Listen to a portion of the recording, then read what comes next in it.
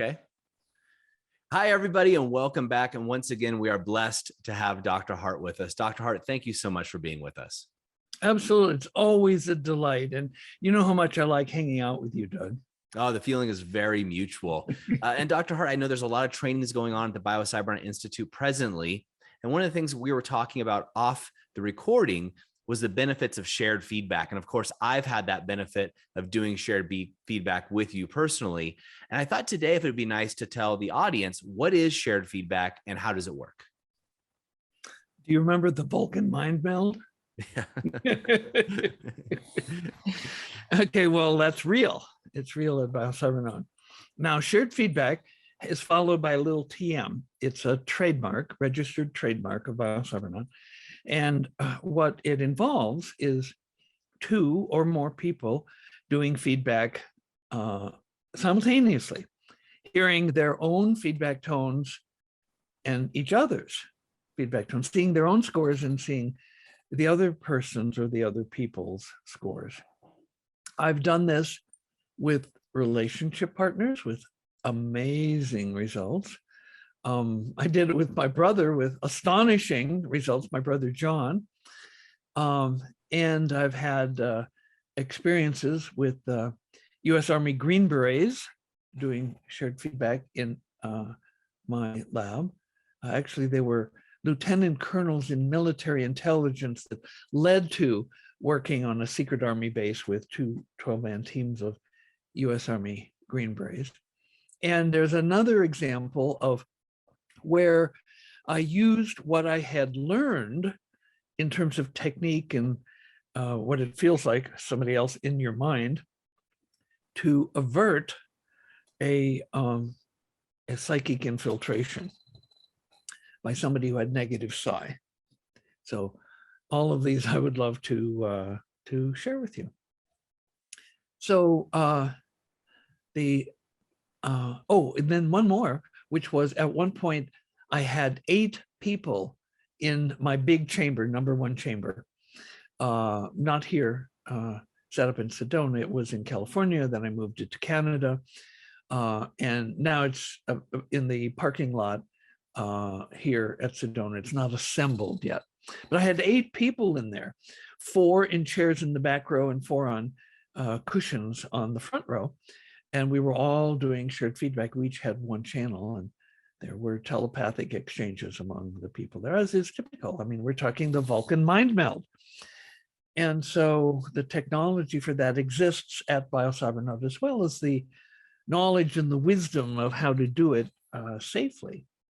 And so the first story I'd like to tell you is about my brother, John. It goes back a ways to when I was still at the University of California, San Francisco, and John was in the Army.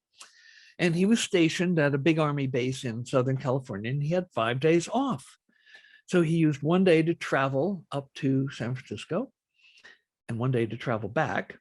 So he had 3 full days there.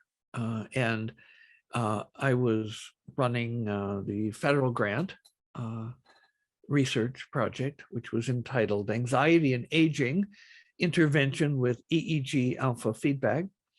But my brother's being there, he said, Jim, I've heard so much about your training. Could I please do some of the training? I go, well, it's a 7-day training. He goes, I only have 3 days. Can you squeeze me in? I go, well, you're my brother, of course. You know, you won't get the full deal, but at least you can have an hors d'oeuvre. You can have a sample. And so he goes in, does 3 days. And on the start of the 3rd day, he says, Jim, I've heard you talk so much about shared feedback. Is it possible we could do that? And I go, well, you know, usually I only do, not usually, I always only do shared feedback with somebody who has completed the full training, because the training involves ethical cleansing. Now, shared feedback, one primitive, simple metaphor would be like getting into a pool with somebody. You would expect that the person would shower first before they get in.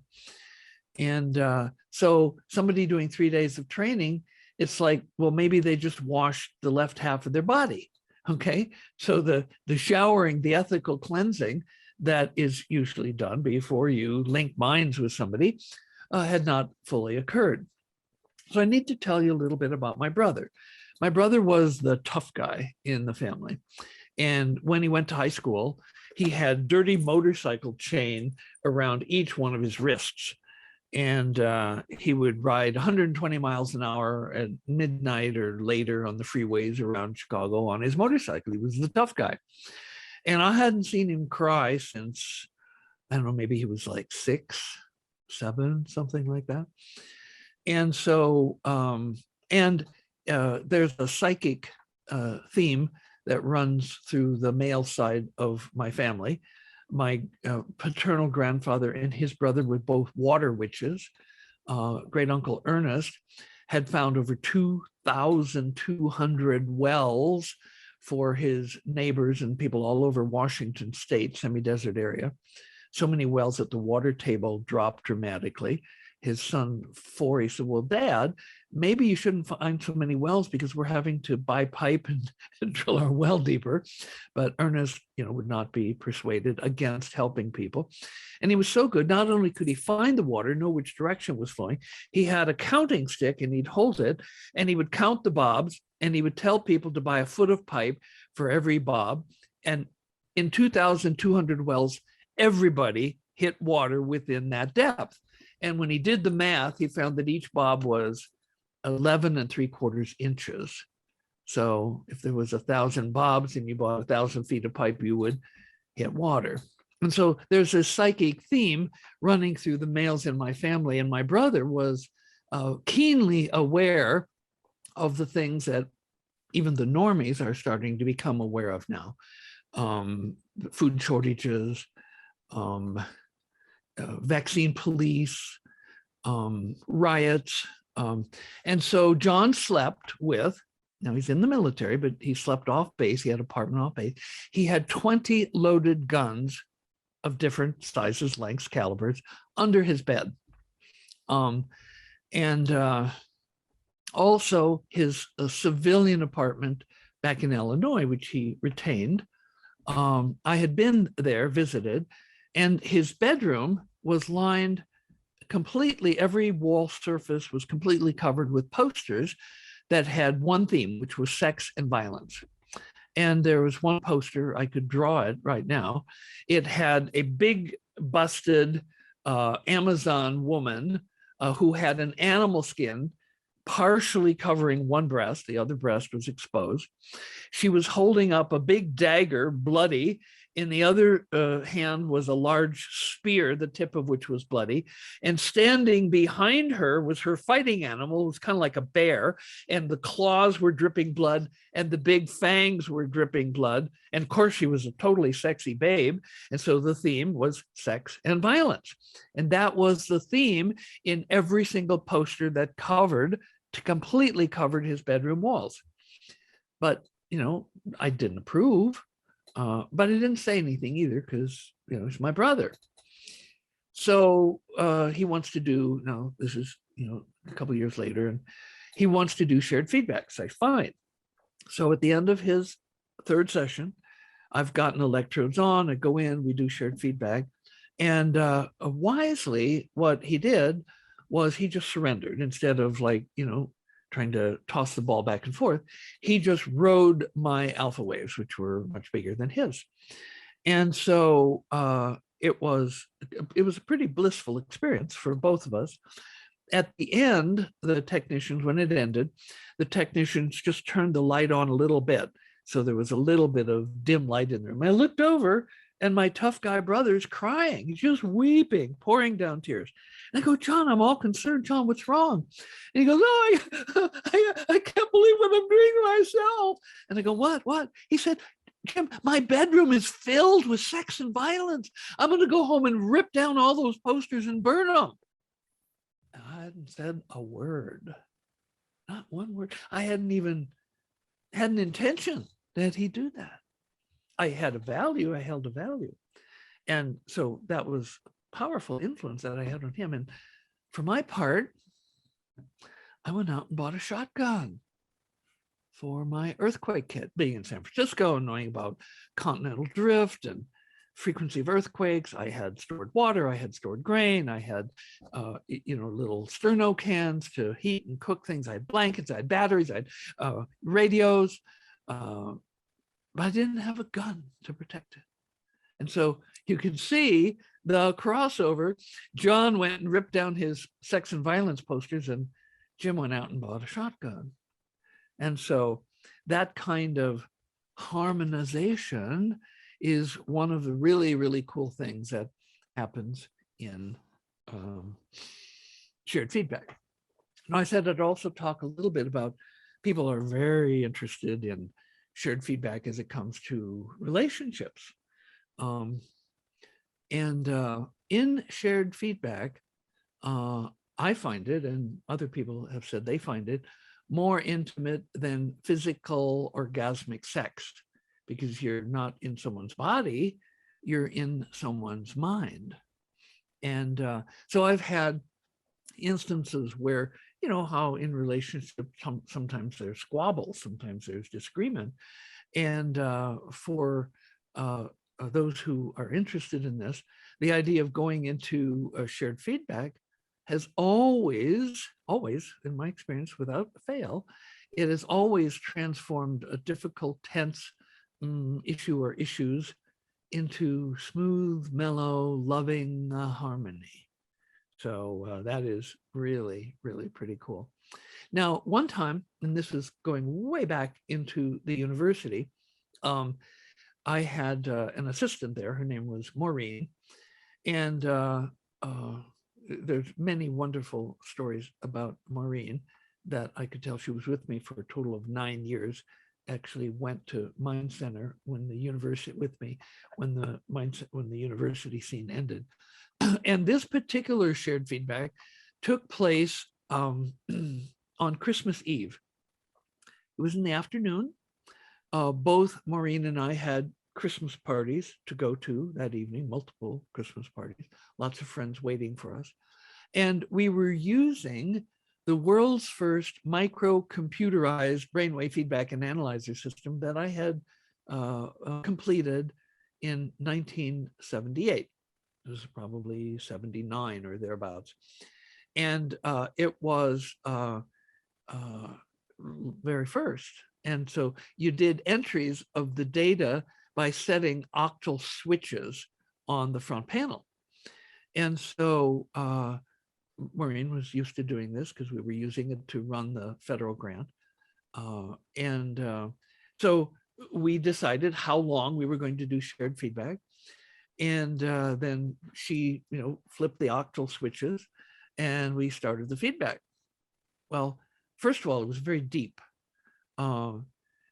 I was inside her awareness, so far down into the visual system, Maureen's visual system, that I could see, the way the visual system is organized. You have the retinal cells, and then they project to a layer of cells that organize the activity. And then clusters of those project to a second layer in the visual system. And they organize the activity, detect structure and patterns. And they then feed a third layer of structure in the visual system. And then it goes to the optic nerve and up to the brain where it has further processing. Well, I was actually down past those three layers, watching the activity, individual retinal cells firing off. And I thought that was pretty cool. Well, what neither of us thought was pretty cool was that when the feedback ended, it was about 3:30 in the morning, and we'd gone in there early afternoon with full intent to go to our Christmas parties. It was Christmas Eve. And so Maureen had flipped some switches the wrong way. And, instead of, an hour or so, it was many hours. And we had no concept of time. We were just, we were higher than kites. We were blissed out. And the state was such that even though we'd missed our Christmas parties, we were laughing at the cosmic joke of there we were, like cruising Pluto, exploring each other's minds at an incredibly deep physiological level. And it didn't really matter. that we'd missed our Christmas parties. So shared feedback can be very, very deep, very powerful. So then I also want to tell you about, there was a time after the federal grant ended where I was building the next level of the technology. And so I would get on my motorcycle and I would ride down into Silicon Valley, and I would go to surplus electronic parts houses where I could buy resistors, capacitors, diodes, chokes at very, very, very low prices in large quantities. And then I'd come back to the lab on the campus, and I would sort through the parts, organize them, so I could build things. Well, I had been showing up at men's groups, church groups, and other kinds of groups to recruit people for the research studies. At the time, I was working only with college-age males because the amplitude of alpha in females is profoundly reduced in the premenstrual week. And if you're doing research study and a woman's period comes early, you pretty much have to throw her out of the study and start over with someone else. And so it was just efficient. Well, this guy showed up at the lab and he offered to donate his time. And so typically when I would come back from one of these buying trips, there'd be huge bags of thousands of different kinds of parts that had to be sorted into bins and organized. And he seemed to be eager to help and do that. And so on one of the buying trips, I took him along down to Sunnyvale, Palo Alto, and we were having lunch in the Brothers Diner. Now, I noticed that over time, I noticed that he tended to be, his feelings could be hurt easily. And so, we're sitting across the table and, kind of like looking into each other's eyes. And I'm talking to him about, the project and different things. And I realized that something that I was about to say, if I said it that way, he might take offense. So even though I had intended to say something in a certain series of words, I changed and I used quite different words that had a softer impact. And the instant I changed, he goes, wait a minute, what'd you do? You just did something. And what I realized was that he had infiltrated himself into my awareness, and he was present in my mind back where I was putting words together. And so when I shifted, I hadn't spoken the words yet. I hadn't even gotten my lips ready to speak the words. I had just shifted the line of words that I had lined up that were going to be marched out in my mouth within like 2 or 3 seconds. I was thinking ahead. And he caught that.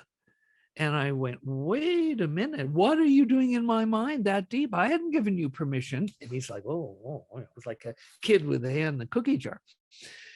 So then he was kind of withdrawn. We get back to the lab and we're starting to go through the parts. And then he acknowledged that he had negative psi. And I go, oh my God, why didn't you tell me? He said, well, I didn't think you'd let me help. Well, of course I wouldn't let you help. And so for those that might be scratching their head, wasn't it? Negative psi means like, well, let's say that you want to build a tree house. And you go to your friends and ask them if they want to help build it. Yeah, I want to help build a tree house. Okay, well, they come and, viele Hände machen das Arbeit leicht. My German grandparents would say, many hands make the work easy. And so you have people, they're enthusiastic, everybody helps. The treehouse gets done faster and better than if you did it yourself. Well, if somebody has negative psi, it means that their contribution actually undermines and sabotages, delays, and may even destroy the project. And so this guy knew he had negative psi, and he came to me and he wanted to help. And so now many a father with a 3-year-old son who wants to help in a construction project, Daddy, can I help? Yeah, sit there and be quiet. You know, sometimes daddy has to say you can help most by not helping. Well, in the case of negative side, that was really true. And it was because of my experience in doing shared feedback that I was able to catch this guy having infiltrated his awareness without permission into my consciousness, all the way back to the place where I was lining up words that would subsequently be marched out of my mouth. And so I credit the experiences of shared feedback with being able to do that. And then there was the really fun story about two Army intelligence officers who came to do 2 weeks of training at Biocybernaut. They did first the Alpha 1 single, one person at a time they had 2 chambers, so they were in simultaneously. And then they stayed a second week and they went into the same chamber together. Now, typically in shared feedback, you hold hands with the other person because it diminishes the ground loops. And because we're all in the same amplifier. And, they had a little nervousness. Well, yeah, don't know if I want to get that close to another guy holding hands with some guy in the dark. And so, they got past that and they took off. They had great experiences. I offered to do shared feedback with them, but they both had high security clearances and they didn't want to risk secrets slipping from them to me. So even though they wanted to, and I wanted to, I didn't do shared feedback with them. But one of them, John B. Alexander, rose to the rank of colonel in U.S. Army intelligence, and he wrote a book, a wonderful book, The Warrior's Edge. And he dedicated a whole chapter to his and Lieutenant Colonel John McLaughlin's experience of shared feedback at Biocybernaut. And they confirmed that secrets slipped between them. And so we have it with the authority, with the imprimatur of U.S. Army intelligence, that the Vulcan mind meld claims for the Biocybernaut shared feedback do at least extend to secrets slipping between people doing the shared feedback. I thought that was really fun. The Warrior's Edge is out of print, but if you're lucky, you can sometimes find a used copy on Amazon. It's become kind of a cult classic, but maybe you can find one used on Amazon. And so I also want to talk about the time that I had. Well, actually, there's another one, the very first one, the Genesis experience. I was back from Joe Camilla's lab where I'd had my breakthrough experience. And I knew I wanted to do my PhD in psychology on brainwave feedback, probably something around the topic of anxiety, reducing anxiety, differential effectiveness of high and low anxiety people in increasing their alpha, all of which I was able to confirm. But the very first thing I did was I built a small battery-operated 2-channel device, didn't have any scores and didn't even have speakers. You had to listen on earphones, but it was 2-channel. And so I had built in 2 earphone jacks. And the way it gave the feedback, the audio was the tone, the feedback tone oscillated at the frequency of the alpha. We didn't do full wave rectifying and smoothing. It was just whoa, whoa, whoa, whoa, whoa, whoa, whoa, whoa, whoa, whoa, whoa, at about 10 cycles per second. And so I had a very close friend who was a grad student at Duquesne University studying phenomenological psychology. And so he and I went to the psych department at Carnegie Mellon, and we were in the soundproof chamber, and we were using this device simultaneously, one electrode on Rick and one electrode on me. And Rick's alpha was slower than mine. I tend to run pretty fast, up near 13, 12.75, something like that. And he was slower. He was under 10. So we could hear the difference. So it was whoa, whoa, whoa, whoa, whoa, whoa, whoa, and whoa, whoa, whoa, whoa, whoa, whoa, whoa, whoa. So it was very clear whose alpha was whose alpha. And so we're listening. and we could hear him, and then we could hear me. And then there would be moments where they would both be present at the same time. And when that happened, both of us would say something like, wow, what'd you just do? Or what happened? Or there would be different things. And after 3 or 4 times of having our alpha absolutely synchronized and having both of us say something the exact same thing, then we both kind of thought, well, that was odd. And so we would craft novel utterances. Like one time I said, what perchance just happened? Only to find that Rick said exactly what perchance just happened. And so it was clearly an example of telepathy. I'd never experienced anything like this before. This was like the very first experience. And actually, I found it a little unsettling. And so even though we were very good friends, after this had happened like 10 or 12 times, where in the instance of our alpha waves synchronizing, at least they weren't synchronizing in frequency, they were synchronizing in temporal occurrence. And for us to have exactly the same verbal utterances, we actually discontinued and didn't go back to it for a while. So it is important that people do ethical cleansing before doing a shared feedback. You wouldn't want to get into a bathtub or a jacuzzi with somebody who had just been mud wrestling. And so the instance of where I did 8 people, they had all done the Alpha 1 training. And so there they are in the chamber, 4 in chairs in the back row and 4 in chairs in the front row. I had 16 speakers in this chamber, 4 on each of the 4 walls. And so we could route the alpha waves to speakers near each person. And we probably did the better part of an hour. And at the end, there was quite a buzz that took place, because people who they knew of each other, some of them, like a couple of them were husband and wife, but others were just like acquaintances, and everybody had secrets slip between them. And so as people kind of like bemusedly and slightly shyly would fess up to the fact that they knew what was going on in somebody else's head, it was a really beautiful experience of people learning to be open.